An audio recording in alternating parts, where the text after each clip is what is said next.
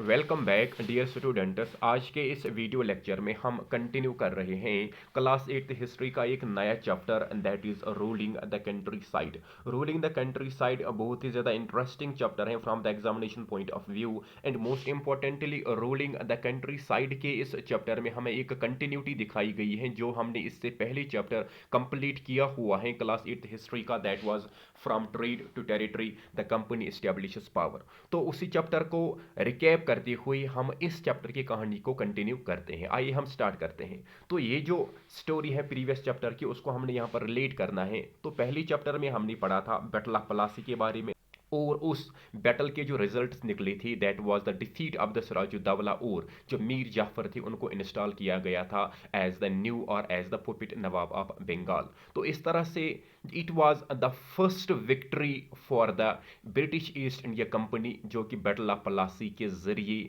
British East India company को मिली थी। उसके बाद हमने बैटल ऑफ बक्सर की कहानी भी पढ़ी थी। बैटल ऑफ बक्सर जो लड़ी गई थी 1764 में between the East India company and the combined armies of Mir Qasim, जिसका रिजल्ट ये निकला था कि जो combined armies of the Mir Qasim थी led by Mir Qasim and Mughal emperor Shah Alam second और नवाब ऑफ अवध शुजाउद्दौला, उनको डिफीट दी जाती है और कंपनी को यहाँ पर एक बार फिर विक्ट्री गेन हो जाती है।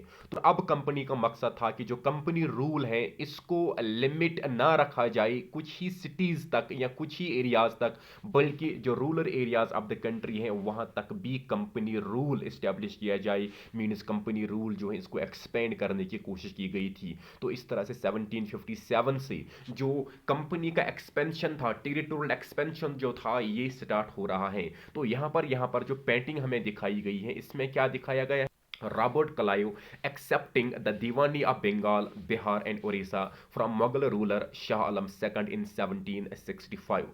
बैटल ऑफ बक्सर के बाद हमने पढ़ा था कि ट्रीटी ऑफ इलाहाबाद साइन की जाती है, और ट्रीटी ऑफ इलाहाबाद के मुताबिक जो मुगल एम्परर शाह आलम थे वो यहाँ पर ईस्ट इंडिया कंपनी को के साथ वो यहाँ पर ईस्ट इंडिया कंपनी के साथ एक ट्रीटी साइन करते हैं जिसे हम ट्रीटी ऑफ इलाहाबाद के नाम से भी जानते हैं। और यहाँ पर ट्रीटी ऑफ इलाहाबाद के जरिए कंपनी को एथोराइज किया जाता है to collect the Diwani of Bengal, Bihar and Orissa.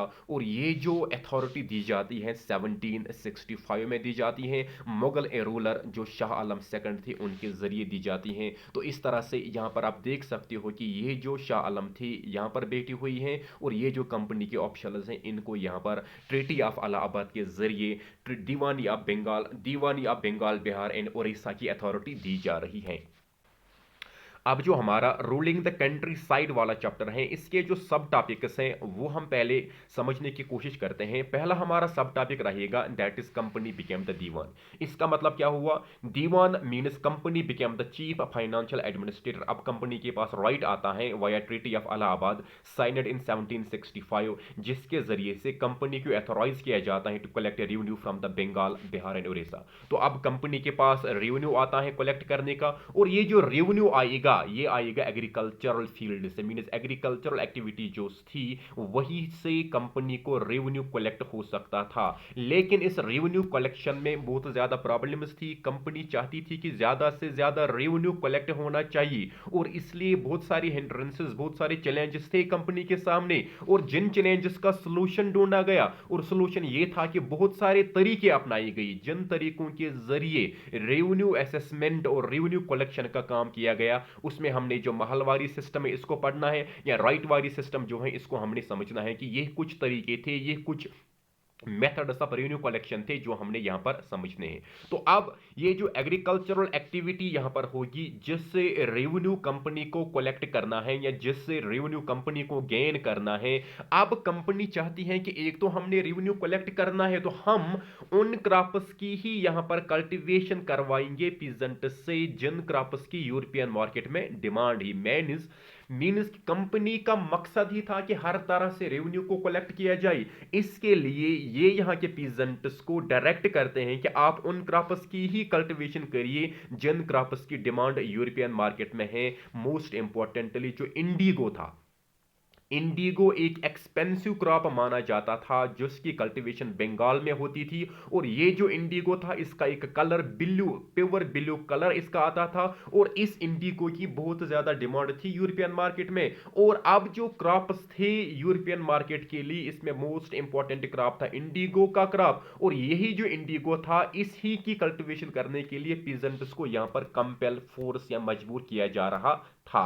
तो अब ये क्या होता था, ज्यादा से ज्यादा क्रॉप्स जो यूरोपियन मार्केट में डिमांडेड थी, मोस्ट इंपॉर्टेंटली इंडिगो, तो इसकी कल्टीवेशन बंगाल में होती थी। तो अब बहुत सारे ब्रिटेन से लोग आ रहे थे इंडिया की तरफ, बहुत सारे ट्रेडर्स आ रहे थे इंडिया की तरफ, और ये जो ट्रेडर्स थे ये इंडिया में जो क्रॉप्स थे उनको कल्टीवेट करना चाहते थे, फिर उनको यूरोप तक पहुंचाना चाहते थे। लेकिन इस कोशिश में बहुत ज्यादा प्रॉब्लम्स फेस करनी पड़ी मोस्ट इंपॉर्टेंटली कंपनी को, और यहां पर एक रिबेलियन के बारे में हमने पढ़ना है जिसे हम बिल्लू रिबेलियन के नाम से भी जानते हैं। और ये जो बिल्लू रिबेलियन है ये रिलेटेड इंडिगो था, इसको भी हमने समझना है आगे वाले सब टॉपिक्स में। आइए हम स्टार्ट करते हैं अपने पहले सब टॉपिक से, that is the company became the दीवान।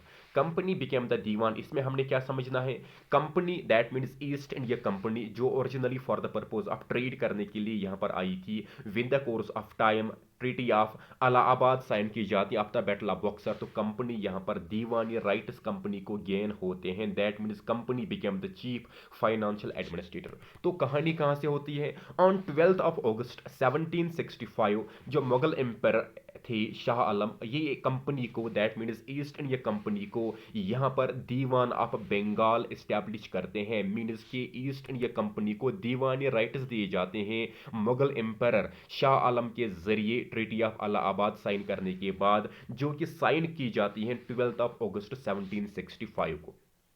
अब कंपनी के पास कौन से राइट्स आते हैं, company became the chief financial administrator. What does this mean, it means company is having a sole right to collect the finance, to collect the revenue from the 3 provinces of Bengal, Bihar and Orissa. तो अब company के पास एक responsibility आती है to administer the land of India and organise its revenue resources. Means अब company की ये ड्यूटी भी रही थी कि यहाँ की लैंड को एडमिनिस्टर करना, इसका मतलब था किस तरह से ज्यादा कल्टीवेशन हो सकती थी, यहाँ पर फर्टिलाइजर्स को, यहाँ पर पेस्टिसाइड्स को यहाँ पर फराहम करने की रेस्पॉन्सिबिलिटी भी थी यहाँ पर कंपनी की। और साथ ही साथ तब ये मुमकिन हो सकता था कि इसके जो रेवेन्यू रिसोर्सेज थे ये बहुत ज्यादा इंक्रीज हो सकते थे। यही मेन मोटिव था कंपनी का कि अपना रेवेन्यू रिसोर्सेज इंक्रीज करने का। लेकिन यहां पर आप याद रखोगे कंपनी जो थी ये एक ट्रेडिंग कंपनी थी, और इसका जो मेन ऑब्जेक्टिव था दैट वाज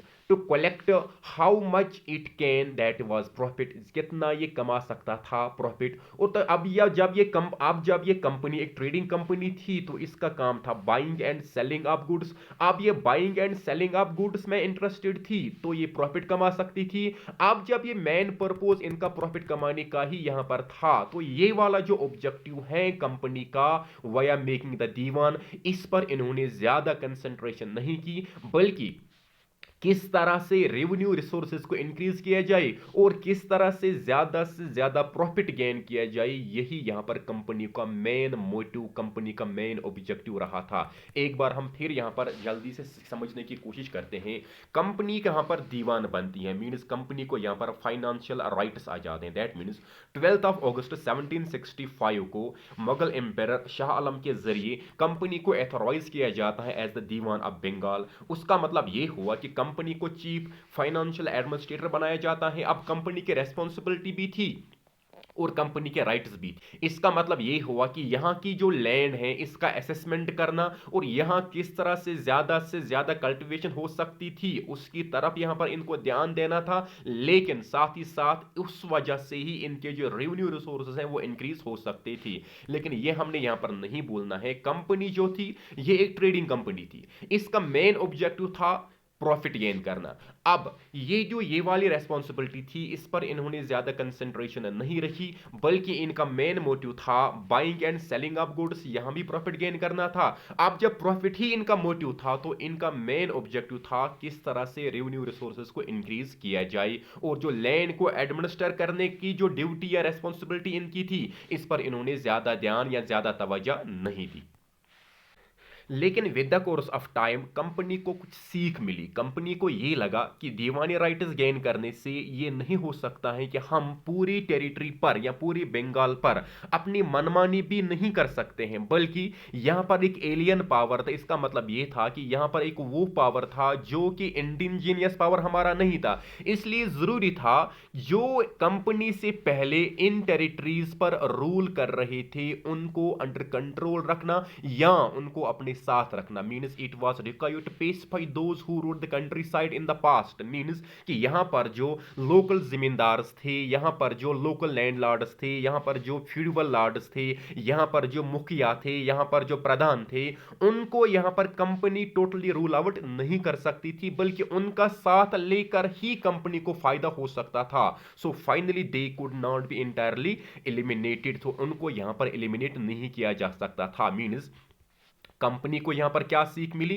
कंपनी को यह सीख मिली कि हम यहां पर एक एलियन पावर है। मीन्स कि हम यहां के ओरिजिनल इनहेबिटेंट्स हैं ही नहीं, और इसलिए अगर हम अपनी मर्जी में इन हेस्ट कोई डिसीजन लेते हैं, लोग हमारे खिलाफ रिवोल्ट कर सकते थे।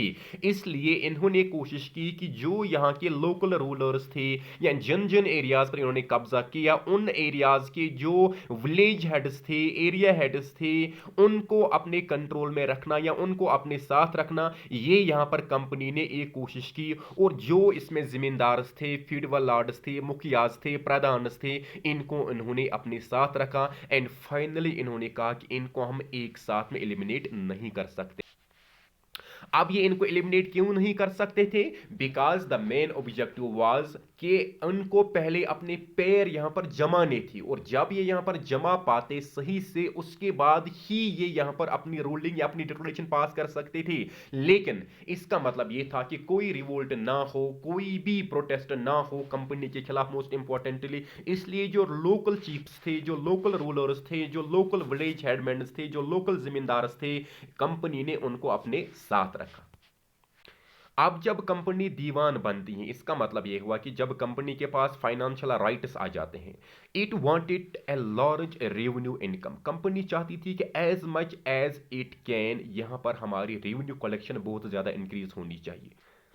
लेकिन हम यहां पर यह भी नहीं बोलेंगे, company it was originally a trading body, it came India for the purpose of only trade and to gain as much as profit it can. तो फाइनली हम ये कहेंगे, company was unwilling to set up in regular system of assessment and collection. Company चाहती थी कि जिस भी तरीके से बाय हुक और बाय क्रुक हमने यहां से इनकम गेन करनी है, और इसलिए ये अपनी रेस्पॉन्सिबिलिटी यहां पर लेना नहीं चाहते थे। ये कोई रेगुलर सिस्टम ऑफ असेसमेंट नहीं रखना चाहते थे, ये कोई रेगुलर सिस्टम ऑफ कलेक्शन यहां पर नहीं रखना चाहते थे। ये चाहते थे बाय हुक और बाय क्रुक हमने यहां पर ज्यादा से ज्यादा इनकम ही गेन करनी है। लेकिन इसका एक नेगेटिव इंपैक्ट था on the economy of the Bengal, वो यहां पर हम समझने की कोशिश करते हैं। तो आइए हम समझने की कोशिश करते हैं।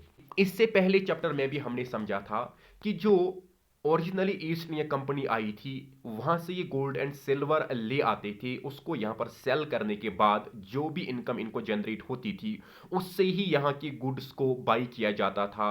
So that was the fair system of trade. लेकिन अब जब कंपनी के पास दीवानी राइट्स गेन हो जाते हैं, तो इनके पास जो रेवेन्यू कलेक्ट करने का राइट आता है। अब क्या होता है? Now the revenue collected in Bengal could finance the purchase of goods for export. Means India में जो भी गुड्स इनको पहले परचेज करने होते थे, उसके लिए जो गोल्ड एंड सिल्वर ब्रिटेन से लाया जाता था, उसको सेल करने के बाद जो इनकम वहां से इनको मिलती थी, उसी से वो बाई किया जाता था। लेकिन अब क्या होता है कि जो भी पैसा आना, जो भी गोल्ड एंड सिल्वर आना ब्रिटेन से, वो बंद हुआ, और जो भी रेवेन्यू कलेक्शन होती थी बंगाल, बिहार एंड ओडिशा से, वही पैसा, वही फाइनेंस इस्तेमाल किया जाता था परचेज करने के लिए गुड्स, जिन गुड्स को इनको क्या करना था? एक्सपोर्ट करना था टुवर्ड्स यूरोपियन मार्केट। मींस कि जो इंडिया की इकोनॉमी थी, ये ड्रेन आउट होती जा रही थी। और इसका रिजल्ट क्या निकलता है? Crisis in the Bengal economy. जो बंगाल की इकोनॉमी थी इसमें क्राइसिस देखने को मिल रही थी, क्योंकि पैसा ब्रिटेन से आ ही नहीं रहा था, यहां से ही पैसा जा रहा था। फॉर एग्जांपल, बंगाल की जो पॉपुलेशन थी वो रेवेन्यू पे कर रही थी, वो टैक्स पे कर रही थी, और कंपनी उस टैक्स की कलेक्शन कर रही थी, और कंपनी उस ही कलेक्शन से यहां के गुड्स को बाय कर रही थी। एंड फाइनली वो जो गुड्स थे वो भी यहां से ड्रेन आउट होते थे। तब हम ये कहेंगे कि हर तरह से जो बंगाल की इकोनॉमी थी ये र्यून होती जा रही थी। इसका एक डायरेक्ट और नेगेटिव इंपैक्ट था किन पर? आर्टिजन्स पर। आर्टिजन्स पर किस तरह से डायरेक्ट इंपैक्ट था? क्योंकि ये जो आर्टिजन्स थे ये रहा करते थे रूरल एरियाज में, और ये यहां पर अपने प्रोडक्ट्स तैयार करते थे, लेकिन कंपनी के जरिए क्या हो रहा था? कंपनी इनसे चीप रेट्स पर यहां पर चीजें ले रही थी, प्रोडक्ट्स ले रही थी, जिसका रिजल्ट ये निकलता था कि आज आर्टिजन जो थे ये फोर्स हुए, इन्होंने यहां पर गिव अप दिया। मीन्स इन्होंने अपनी जो एम्प्लॉयमेंट अपॉर्चुनिटीज इनके पास हुआ करती थी वो इन्होंने गिव अप की, वो इन्होंने छोड़ दी। और डायरेक्ट इंपैक्ट इन सभी इनिशिएटिव्स का पीजेंट्स पर भी था, क्योंकि पीजेंट्स को कंपेल किया जा रहा था कि आप उन्हीं क्रॉप्स की कल्टीवेशन करिए जिन क्रॉप्स की यूरोपियन मार्केट में डिमांड थी, मोस्ट इंपॉर्टेंटली इंडिगो। लेकिन इंडिगो की जो कल्टीवेशन जिस जमीन पर की जाती थी उसके लिए चाहिए थी हमें फर्टाइल लैंड, और उसके बाद जिस भी लैंड पर इंडिगो की कल्टीवेशन हुआ करती थी उस जमीन पर दूसरे साल हम सही तरह से कल्टीवेशन नहीं कर पाते थे। फाइनली जो रेवेन्यू कलेक्शन का पैसा था वही पीजेंट्स या वही आज आर्टिजन्स को दिया जाता था, बाहर से कोई पैसा आ ही नहीं रहा था, जिसका रिजल्ट ये निकलता है कि जो आर्टिजन जो पीजेंट्स थे ये अपना काम छोड़ देते हैं। और इसका रिजल्ट ये निकलता है कि जो ग्रेट फेमाइन ऑफ 1770 है ये बंगाल को विटनेस करना पड़ता है।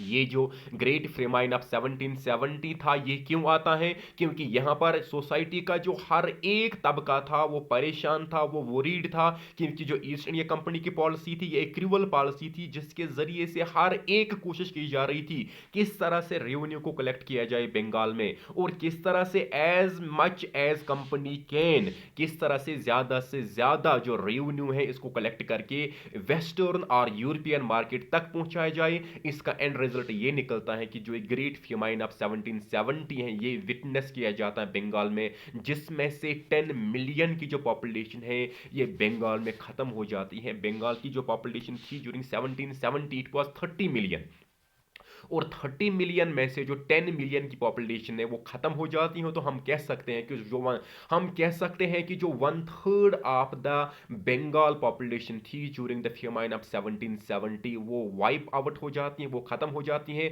तो इस तरह से बहुत सारे क्राइसिस थे जो कॉलोनियल पॉलिसीज के जरिए, जो कॉलोनियल या ईस्ट इंडिया कंपनी की पॉलिसीज के जरिए बंगाल की पॉपुलेशन या बंगाल की इकोनॉमी को फेस करनी पड़ी थी। और ये जो पॉलिसी थी इसको हम ड्रेन ऑफ वेल्थ के नाम से भी जानते हैं, क्योंकि जो हर तरह का रिसोर्स इंडिया का था, जो हर तरह का रिसोर्स बंगाल का था उसको एक्सप्लॉइट किया जाता था कंपनी के जरिए और उनके पर्सनल इंटरेस्ट्स के लिए। तो फाइनली इस तरह से हमने समझा originally east India company it was originally a trading body, और इसका मकसद ही था कि ज्यादा से ज्यादा रेवेन्यू को कलेक्ट यहां पर करना। And by the course of time treaty of Allahabad के जरिए जो दीवानी राइट्स कंपनी को दिए जाते हैं, अब कंपनी का सोल मोटिव यही था कि ज्यादा से ज्यादा रेवेन्यू कलेक्ट करना। एंड लेकिन इस रेवेन्यू कलेक्शन का जो तरीका कंपनी ने अपनाया था इसका एक डायरेक्ट इंपैक्ट था ऑन द इंडियन इकोनॉमी और the Bengal economy. Most importantly हम ये कहेंगे कि जो रेवेन्यू अब कंपनी के जरिए कलेक्ट किया जाता था, इसी रेवेन्यू से जो गुड्स यहाँ पर बाई किए जाते थे उसी रेवेन्यू से बाई किए जाते थे। अब इसका डायरेक्ट इंपैक्ट था कि जो बंगाल की इकोनॉमी थी ये दिन ब दिन र्यून होती जा रही थी, और बंगाल की सोसाइटी का हर एक इंडिविजुअल जो था जिस भी फील्ड से वो बिलोंग कर रहा था वो सफर होता जा रहा था। फाइनली एंड रिजल्ट ये निकलता है कि ग्रेट फेमाइन ऑफ 1770 विटनेस किया जाता है, जिसका रिजल्ट ये निकलता है कि जो 10 मिलियन की पॉपुलेशन थी वो खत्म होती है। तो इस तरह से जो 1/3 ऑफ द बंगाल पॉपुलेशन था that was wiped out during the famine of 1770। तो इस तरह से आज के इस टॉपिक को यही तक हम बस करते हैं। तो hope you understood all the points very clearly. In case still you have any doubt, do write in the comment box. We will definitely clear that. This was all in this today's video lecture. We will be back in the next video lecture. Till then, stay blessed. Allah Hafiz. Fi Amanillah.